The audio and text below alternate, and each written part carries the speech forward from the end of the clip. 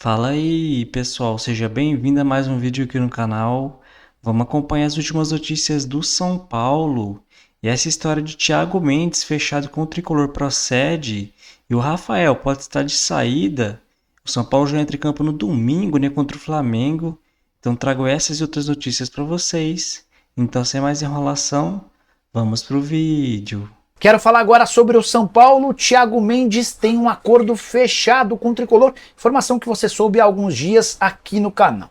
Quero usar esse espaço para responder o que falta para que ele vire de fato reforço tricolor. O grande empecilho hoje é o Al Rayyan, time do Catar que detém os direitos econômicos do atleta até maio. Entre São Paulo e Thiago Mendes já há um acordo desde a temporada passada. O São Paulo havia tentado sua contratação em julho, agosto e também em dezembro. Em todos os casos, o Al Rayyan pediu uma compensação financeira para a liberação do atleta de forma imediata. São Paulo descarta por completo pagar para ter um jogador de mais de 30 anos de idade que já tem um acordo verbal com o tricolor e pode chegar de graça em mais alguns meses. Existe uma última grande chance de o Thiago Mendes virar reforço agora e não só na metade do ano. Mas isso depende de um avanço do Al Rayyan nas tratativas com o Botafogo para a compra do Gregore, volante brasileiro que pertence ao Botafogo e foi indicado pelo novo treinador do Al Rayyan, que é velho técnico do Botafogo, eu me refiro a Arthur Jorge. Primeira proposta do Al Rayyan ao Botafogo de 2,5 milhões de dólares já foi recusada. Se houver uma melhora na proposta e o Botafogo aceitar negociar o Gregore, o volante chega ao Al Rayyan, abrindo espaço para a saída do Thiago Mendes, o que favoreceria o tricolor. O que eu posso assegurar para vocês é que o Thiago Mendes será reforço do São Paulo, resta saber se agora ou a partir da metade do ano, quando a janela por aqui reabre. Essa definição para agora precisaria acontecer até o fim do Campeonato Paulista. Pouquinho antes, né, porque a janela por aqui fecha antes. Mas assim que tiver qualquer atualização, conto para vocês. Situação mais ou menos parecida à do Wendel, lateral esquerdo de 31 anos de idade, que pertence ao Porto, mas já assinou um pré-contrato com o São Paulo. Eu tenho dois temas principais, vamos dizer assim, para perguntar para vocês. Primeiro, o que vocês acharam dos dois São Paulos, né, que jogaram no primeiro tempo e no segundo, dessa separação que o Zubeldia fez? E segundo, dessas declarações dele falando sobre o elenco do São Paulo estar curto. Miller, começa com você. Olha, Marina, da partida não dá para cobrar nada, ver nada, até porque é uma partida de pré-temporada, né?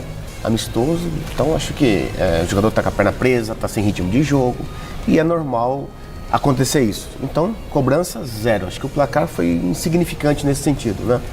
Agora, quando ele fala que o elenco é curto, ele tem razão, né? O São Paulo precisa contratar.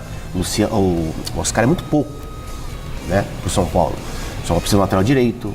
São Paulo precisa de um meia, de um outro atacante, né? Acho que o São Paulo, quando ele fala que o elenco é curto, por conta da temporada que é desgastante mesmo, todo mundo sabe disso, né? Libertadores, Copa do Brasil e Campeonato Brasileiro, são 3 competições dificílimas, né? Até porque o São Paulo tem muitos concorrentes que estão acima dele. Então acho que quando ele fala de elenco curto, ele tem razão e o São Paulo precisa contratar vários jogadores, né, para compor o elenco. Porque o Zubeldia, como qualquer treinador estrangeiro, ele gosta de rodar o time, que é uma prática normal, né, dos estrangeiros quando vêm trabalhar no Brasil. É isso, Silvério? Elenco é curto, mas o time que a gente imagina como titular, para mim, capaz de ser melhor do que do ano passado. Com volta de Alisson, Pablo Maia. Com volta do Pablo Maia, com chegada de Oscar. Então, elenco curto sim, vamos ver o que dá para aproveitar de base, desses meninos que estão disputando Copinha. De repente, São Paulo consegue contratar mais alguém para reforçar o elenco. Não base nem conta. Mas o time em si do São Paulo, Miller, eu acho que ele pode ser mais forte do que do ano passado. Quanto ao jogo-treino, amistoso, né? Mais pareceu o jogo-treino. O Zubeldia dividiu 2 times e tal. Eu fiquei um pouquinho frustrado porque eu queria ver a dinâmica do Oscar com o Lucas e cada um jogou numa parte do amistoso, né? Mas teremos tempo ainda para ver. O mais importante é que eu ouço assim a discussão. Lucas e Oscar não podem jogar juntos, 2 meias, papapá. Pode, é engraçado, né? Porque para colocar 2 caras ruins, sempre pode. Para marcar, aí sempre pode. Agora, 2 caras melhores, mais refinados, sempre tem essa discussão. Para mim, você tem que adaptar os melhores jogadores ao time e tentar fazer funcionar. Se não funcionar, aí um pode perder a posição, né? Mas sempre tem espaço para quem sabe jogar, pô. Que eles vão jogar juntos, a gente não tem dúvida disso. Né? Tem gente Agora, que tem, viu? Agora, bom, quem tem, infelizmente tem, fazer o quê? Mas eles vão jogar junto, Marina. E outra coisa, o Zubeldia não gosta de garoto da base. O garoto da base esse ano não terão chance nenhuma. Nem o centroavantezinho lá, que já subiu? Mais ou menos. Ó, Quando chegar jogo pesado... Rayan, acho que é o nome dele, Rian. a gente já vai falar, o Rian Francisco, Rian né? Francisco. Daqui a Preciso falar agora sobre a chance de Rafael, goleiro do São Paulo, virar reforço do Bahia, depois de várias contratações, entre as últimas, do Santimingo zagueiro e do William José centroavante. O Bahia faz esforços para fechar o mais rápido possível com um goleiro. E o nome do Rafael passou a ser especulado, acho que até faz sentido, por conta do fato de Rogério Ceni, o técnico do Bahia, já ter demonstrado muito carinho pelo Rafael em outros momentos. Mas, antes de gravar esse vídeo, consultei um dirigente importante do São Paulo que assegurou que não há nem proposta, nem sondagem do Bahia ou de qualquer outro clube pelo Rafael. Se existiu contato, pode ter havido alguma conversa especificamente com o atleta e com o seu staff. São Paulo não sabe de nada e não tem a intenção de negociar o Rafael, titular absoluto do São Paulo e homem da confiança não só da diretoria, como da comissão técnica. Só para arrematar o noticiário do São Paulo, muitos tricolores perguntando nos últimos dias sobre a chance de o Jandrei sair. São Paulo assegura que ninguém procurou o Jandrei e a relação que ele tem dentro do elenco, o clima, o astral dele, fazem com que ele se torne uma figura importante na visão dos dirigentes. Jandrei permanece no clube. Também chegaram a especular sobre a chance de Carlos Miguel, ex-goleiro do Corinthians, hoje no Nottingham Forest, ser contratado pelo São Paulo. A chance disso acontecer é zero. Vamos lá, vou começar a falar desse amistoso São Paulo e Cruzeiro lá nos Estados Unidos, 1-1. O São Paulo jogou com dois times diferentes, nenhum exatamente o que pode ser considerado o titular. Já o Cruzeiro jogou com aquele time que tese mais titular no começo, com a tropa de choque toda, Dudu, Gabigol, todo mundo, Fabrício Bruno, e no segundo tempo o time reserva. O Cruzeiro fez o gol rapidinho, com menos de 1 minuto, o São Paulo empatou ainda no primeiro tempo com quem? O cara não pode, não serve, tem que ir embora, é bagre, Luciano. Para variar, fez o gol do São Paulo, já tinha sido o artilheiro do ano passado. No segundo tempo, o Cruzeiro mais reserva, o São Paulo foi até melhor no segundo tempo, 1-1. Muito bem, vamos lá. Arnaldo, um panorama geral desse jogo aí. Foi bom, valeu, é legal, não foi legal? Pelo menos foi pegado, né? Salve, Tirone, salve, Vessone, salve, galera. É diferente um amistoso num torneio de um jogo treino, né? Como, por exemplo, fez o Corinthians, né? Contra o Barbarense e tal. Tem até o adversário é mais frágil, tem aquele respeito, tem às vezes até aquela conversa antes, gente, vamos pegar leve aqui e tal, não sei o que lá, o campeonato vai começar agora e tal. Com dois times grandes, é sempre uma incógnita. E dois times grandes comandados por técnicos viscerais, né?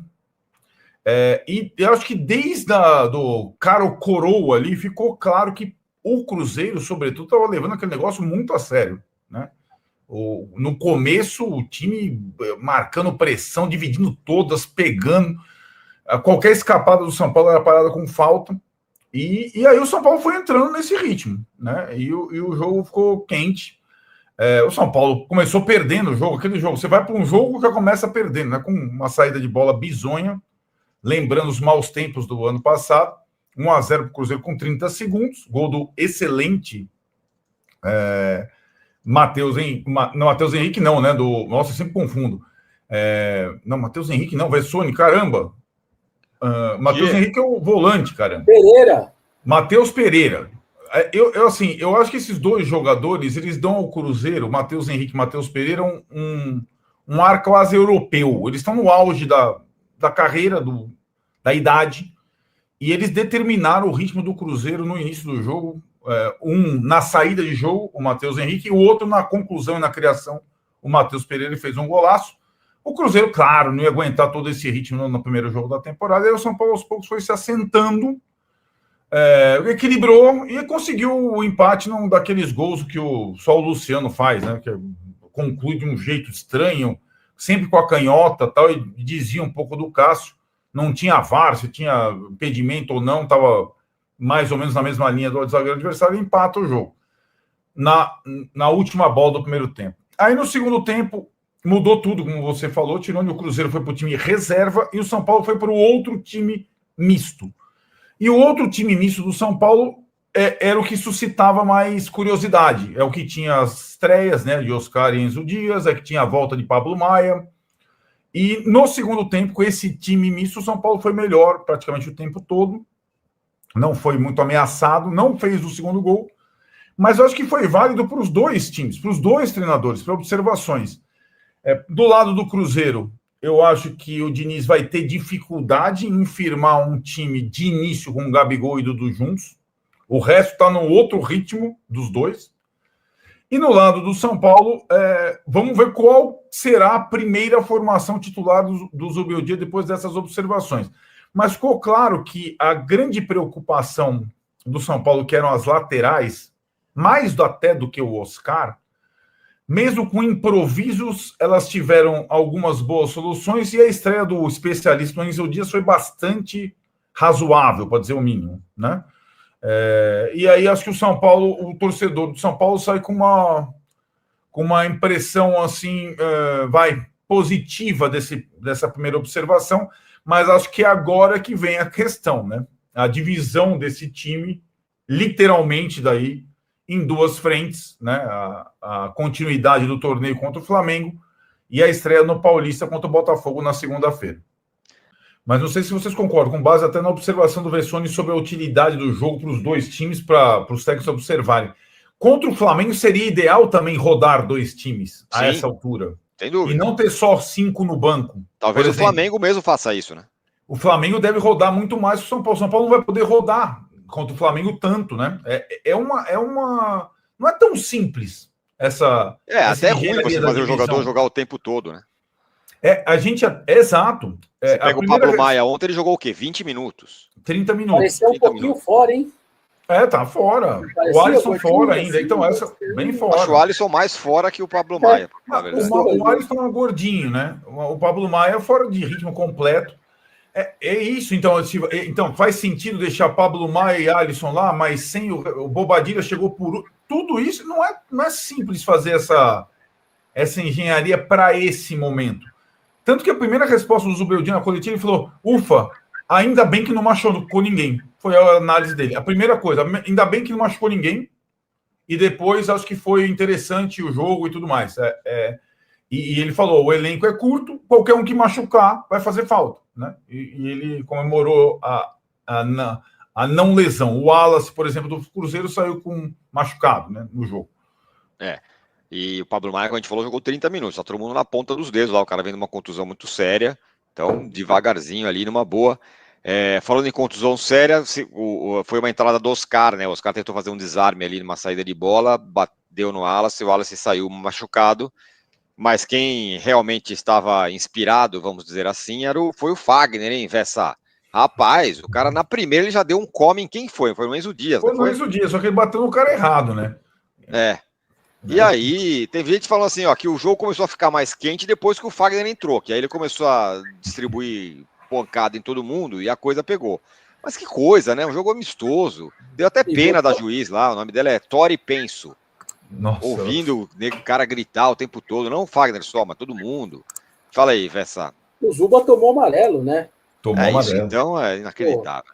Tomou amarelo. E vou te falar, em conhecendo o argentino, a chance do Enzo Dias guardar o Fagner para os 2 jogos do Brasileiro, guardar isso daí bem pegar o livro ali e falar, deixa aqui, isso daqui uns meses a gente vai se reencontrar aí, a chance dele guardar isso daí é grande.